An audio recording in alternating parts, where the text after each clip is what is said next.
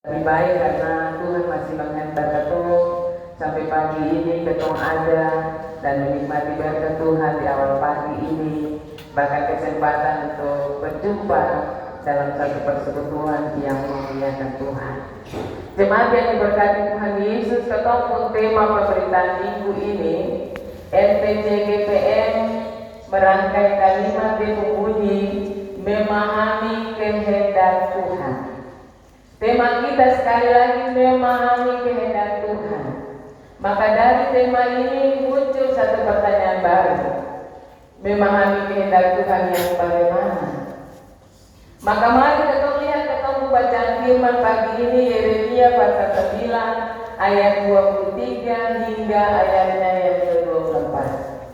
Ternyata kalau kita baca firman ini dan melihat secara teliti, maka sesungguhnya yang dimaksudkan dengan memahami kehendak Tuhan, poin yang paling penting di sini adalah berpegang hanya di dalam Tuhan. Kata berpegang itu kalau dalam kamus bahasa Indonesia akan mengarti kesombongan, ya, sombong. Karena itu kalau mau sombong dalam Tuhan saja. Mengapa poin ini penting untuk kita lihat di minggu ini sebagai pemberitaan dan pendasaran diri sebagai orang percaya? Karena kecenderungan untuk jatuh dalam dosa kesombongan ini sesuatu yang sering terjadi dalam kita punya hidup. Bahkan kalau kita baca literasi, kita akan menemukan bahwa ada 7 dosa besar, ya, yang istilahnya bilang 7 deadly sins. 7 dosa besar ini ternyata, Pak Saudara, dosa yang dia urutan pertama itu adalah kesombongan. Kenapa kesombongan jadi urutan nomor 1, Pak Saudara? Karena di atas kertas semua orang, mau dia kecil, besar, tua, muda, laki-laki, perempuan, orang kaya, orang miskin, yang punya kedudukan, rakyat jelata, katong semua ada jatuh dalam dosa yang ini. Ya, contoh saja, ya, pendeta misalnya, karena khotbahnya bagus, orang dengar, orang senang, lalu bilang dia, puji dia, bisa saja dia sombong. Beta khotbah bagus misalnya. Atau dia berdoa lalu orang sembuh, lalu mulai kemudian bilang itu karena beta. Atau dalam hidup hari-hari berdoa bantu orang, lalu orang itu tertolong, ya, kemudian ada tatopi di mana-mana, lalu ketong mulai berjungkel. Kata bilang itu untuk karena beta. Kalau saya beta, untung bayar beta. Dan itu kesombongan itu ada. Karena itu mari kita simak baik-baik firman Tuhan pagi ini, sangat menarik sekali, dan kita percaya ini menjadi bekal yang kuat untuk menjalani hidup ini. Di sini oleh Yeremia dia bilang ada 3 hal yang bikin orang itu sebetulnya jadi sombong. Akhirnya dosen berbeda di dalam Tuhan lain, tapi dong berbeda dalam diri sendiri. 3 hal itu tercatat dalam satu pembacaan firman tadi. Dia bilang begini, janganlah orang bijaksana berpegang karena kebijaksanaannya. Berarti kebijaksanaan seseorang bisa bikin dia jatuh dalam kesombongan. Kebijaksanaan di sini ketong bisa kasih akan sama dengan kepintaran. Memang akan beda. Orang pintar belum tentu dia bijaksana. Tapi orang bijaksana bisa dia bijaksana, tapi juga dia bisa pintar. Nah, ini mesti hati-hati. Karena memang umumnya orang kalau rasa dia pintar, lalu dia sering bego dengan orang lain. Dia rasa dia pintar, maka di atas kertas dia bisa ini dan bisa itu. Karena itu tidak salah kalau dalam rentang diri sebagai manusia daging, lalu dia lemah, maka dia jatuh di dalam dosa kesombongan. Karena itu firman Tuhan ini mengingatkan, kalau ketong diberikan kelebihan kemampuan, saya boleh sombong. Karena semua itu bukan ketong raih akan, bukan ketong putih nenek moyang kasih, tapi itu Tuhan yang kasih ke ketong. Ketong menjalani pendidikan itu hanya proses saja. Tetapi dari awal ketong mulai lahir itu ketong sudah dikasih kecerdasan oleh Tuhan. Bapak pendidikan, ya, Indonesia ada satu yang terkenal sekarang, namanya Yohanes Purba. Dia itu suka siapkan anak-anak untuk ikut lomba olimpiade sains di luar negeri. Ia menemukan satu jawaban bahwa anak-anak Papua di pedalaman mungkin tetap bilang bodoh, tapi dia mencoba untuk merekrut mereka dan memfasilitasi mereka dengan berbagai hal, mempersiapkan mereka, dan akhirnya dia membawa beberapa anak untuk ikut lomba sains di luar negeri. Di Amerika mereka peringkat 1. Itu berarti dia punya pendapat. Dia bilang begini, saya ada manusia yang bodoh di dunia ini. Katong terlahir sudah dibekali oleh Tuhan, ya. Dan karena itu orang saya bisa jadi ini, saya bisa jadi itu, cuma karena dong saya diberikan kesempatan. Dong saya suara bukan berarti dong bodoh, tapi mungkin tidak ada kesempatan bagi mereka belajar dengan baik. Itu hasil penelitian dari Yohanes Urban. Yang berikut, saudara-saudara, firman juga mengatakan di sini, janganlah orang kaya, janganlah orang kuat bermegah karena kekuatannya. Kekuatan juga menjadi satu faktor, Bapak Ibu, saudara, anak-anakku, yang bisa bikin katong bahwa katong masuk dalam dosa yang namanya dosa kesombongan. Ya, kalau katong kuat mau materi kah, kuat fisika, ya, katong labe-labe yang ada itu biasa bikin katong lalu jadi orang-orang yang sombong. Sekali lagi katong lupa, itu bukan warisan. Catat, itu bukan warisan, tapi itu adalah pemberian Tuhan yang disebut sebagai anugerah. Yang ketiga, tercatat di sini bahwa hal yang tidak kalah penting yang bikin orang lalu jadi sombong adalah ketika dia kaya.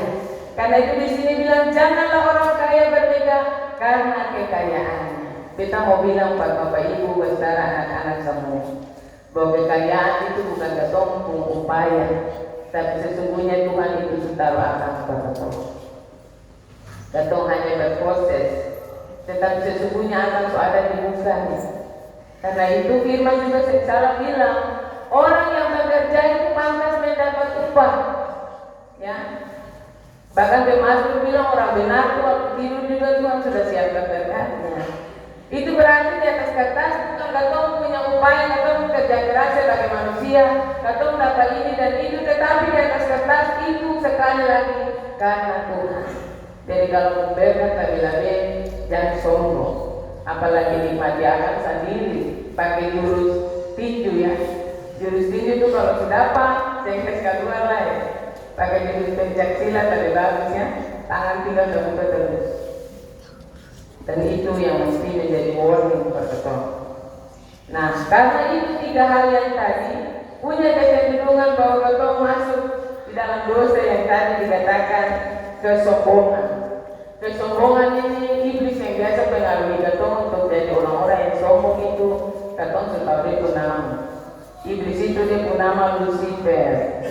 Kita baca-baca Alkitab dan kita belajar dan menemukan ternyata iblis-iblis di dalam Alkitab pun nama dan logo citra diri juga beda-beda. Lucifer ini lebih identik dengan kesombongan. Dia pun sombong itu akhirnya dia jatuh, ya. Yang berikut juga dosa ketamakan. Dosa ketamakan ini kalau dia pun iblis akan nama mamon. Ya, ketamakan dia pun utama itu mamon. Jadi kalau orang yang tamak itu otomatis dia sudah memperhamba diri secara tidak langsung kepada mamon. Dosa yang ketiga yaitu iri hati. Iri hati itu ternyata dia iblis nama Leviathan. Iri hati itu dia dikuasai oleh iblis yang namanya Leviathan. Dong ini sama malaikat yang dibuang. Berikut juga kemarahan. Dosa yang keempat yaitu kemarahan. Kemarahan ini dia punya iblis itu yang suka pengaruh orang suka marah-marah, yang berbuka mata pagi-pagi lah yang mulai darah naik, marah-marah, kepala dari foto banyak di dapur. Itu dia punya nama Amon. Dan dosa yang kelima itu dosa hawa nafsu. Dosa hawa nafsu ini dia punya iblis nama Asmodeus. Jadi itu yang mempengaruhi orang sehingga dia berhawa nafsu. Dia adalah orang pembini, dia rakus. Ya, padahal itu orang pembini, orang lelaki. Dia orang harta ingin, ya, hawa nafsu dunia menguasai dia begitu kuat. Dan iblisnya itu namanya Asmodeus tadi. Yang keenam, dosa kerakusan, ya. Dia hampir beda tipis dengan hawa nafsu tadi. Tetapi ternyata dosa ini dipengaruhi oleh iblis yang namanya Beelzebul. Ya, Beelzebul itu yang dia kuat ada dalam ketemu hidup, sehingga diri kita rakus jabatan, rakus keping, rakus makan sampai akhirnya lewat standar yang mesti firman bilang cukup, akhirnya kolesterol naik, darah tinggi naik, dan seperti itu. Dan yang ketujuh yaitu dosa yang mungkin kita katakan ini bukan dosa, tetapi tercatat oleh bapak-bapak gereja ini urutan dosa yang ketujuh, last but not least. Akhir tapi bukan sempak, ini juga penting.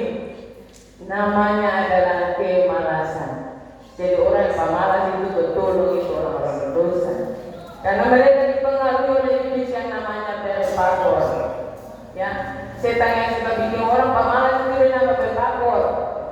Jadi kalau mau bangun pagi-pagi pemalas, mau bekerja pemalas, tumpuk-tumpuk pekerjaan. Oh, saya masih ada waktu, padahal nanti datang waktu saya bisa bikin. Waktu berbangun atau pakai tidur, nanti tidur atau pakai berbangun, itu bahaya. Nah, ini penting untuk kita simak bersama. 7 dosa besar ini oleh bapak-bapak gereja sangat mempengaruhi hidup orang-orang percaya dari atas kertas yang nomor 1 tadi. Orang mungkin dia sering hawa nafsu, dia mungkin juga sering pemalas, dia sering rakus, tapi otomatis dia bisa sombong. Karena yang itu terjadi dalam kehidupan kita. Oleh sebab itu firman ini sekali lagi meneguhkan kita, kalau tema tadi bilang memahami kehendak Tuhan, maka mari kita memahami kehendak Tuhan. Dan kalau kita mau berbeda, kalau kita mau sombong, maka berbeda dan sombong itu cuma dalam Tuhan. Di sini firman katakan ada 3 hal ya, yang sebenarnya jadi alasan yang bikin Bapak Ibu saudara anak-anak diabetes yang bisa bergali lain. Katong mesti berbeda dalam Tuhan. Dia pun alasan ada 3 di sini dikatakan. Yang pertama bisa katakan dalam firman ini bahwa ia memahami dan mengenal Allah, yaitu bahwa Akulah Tuhan yang menunjukkan kasih setia. Yang pertama Tuhan yang menunjukkan kasih setia dalam ketemu hidup. Kalau contoh kita mau bilang Bapak Ibu saudara, katong hidup nafas kedua. Hidup nafas kita belajar karena kita menemukan bahwa satu manusia itu ya, dia membutuhkan 2.200 liter oksigen ya, 2.200 liter oksigen sekali hembusan itu di satu hari hidupnya. Dan kalau 2.200 liter oksigen itu ketong uangkan ada, sekarang ini oksigen 1 liter akan harga 25.000, itu paling kurang naik. Ya kadang-kadang susah orang suka spekulasi di harga bisa naik. Dan itu kalau dikali kobra ya, ketong akan menemukan ternyata kalau ketong mesti bayar oksigen 1 hari saudara, ketong mesti keluar kalau ke kocek yang sebesar 5.500.000. Pegawai negeri bisa angkat tangan karena yang dapat 1 bulan itu, tapi 1 hari saya bisa, apalagi ketong yang lain ya. Dan karena itu ini kasih karunia Tuhan. Dan kalau ketong hitung lagi 1 tahun Bapak Ibu saudara, ketong kalau mau bagi oksigen itu yang nominal 5.000 per liter, ketong mesti kasih keluar uang itu 2.7.500.000. Mampu kasih hidup hari-hari sangat susah. Karena itu ini alasan yang mesti ketong membedakan Tuhan. Ketong bisa kerja, ketong bisa bikin ini, bisa lagi itu. Tapi kalau oksigen ini saya ada mau jadi apa? Ya, Tuhan Yesus juga bilang, apa artinya ketong dapat kekayaan dunia tapi kalau ketong kehilangan nyawa? Ini warning sebetulnya mau bilang, nyawa itu beda yang kasih, bukan konsep upaya. Jadi ini alasannya Bapak Ibu saudara dan anak-anak yang ajak ketong bilang bahwa Tuhan kita mau berpegang dalam Tuhan Tuhan. Karena ini alasan pertama. Itu contohnya. Dan yang kedua saudara-saudara, Yang kedua, bahwa kasih karunia-Nya itu terjadi dalam ketemu hidup, sehingga hal yang tidak mungkin lalu bisa jadi mungkin. Ketemu sakit ya, ketemu sakit di atas kertas nih, ketemu saya bisa sebulan. Tetapi sebetulnya karena kasih karunia Tuhan, ketika ketemu berharap penuh kepada Tuhan, Tuhan Yesus juga bilang imanmu menyelamatkan engkau, maka dengan air putih 1 gelas juga ketemu bisa sembuh. Itu karena kasih karunia. Kita kemarin kebetulan ada satu keluarga ya, saya tahu dengar dari mana itu tahun kemarin, sekitar bulan-bulan Juli atau Agustus. Do datang diantar oleh satu ibu. Ibu minta doa sama ibu. Karena ini jauh dari sana, barang tinggalnya di jembatannya. Dan jauh dari sana datang berdua sampai di rumah 3. Dan dia ketemu dengan cerita tentang ibu. Cerita apa? Katanya ibu bisa berdoa. Karena ibu sama orang bisa berdoa. Tapi sini ibu katanya Tuhan tuh pakai ibu luar biasa. Jadi kata tergerak datang pada ibu. Kita boleh di gereja sini malam-malam. Dan bilang dong masalahnya apa? Bilang ada semuanya. Dua bikin pengakuan bagi ibu ini. Atau itu datang pada ibu tuh, barang ketemu nikah 5 tahun lebih ibu. Tapi sampai orang ini ketemu ada anak. Ya, waktu ketemu mulai kawin 1 tahun, ketemu ada anak, lalu ketemu 2 lagi diri, ketemu gigi dokter periksa, mungkin ada siapa yang mandul. Ternyata suaminya ini dia mengidap penyakit yang namanya varikokel. Varikokel itu penyakit yang bikin orang laki-laki tidak bisa memberikan kualitas sperma yang baik.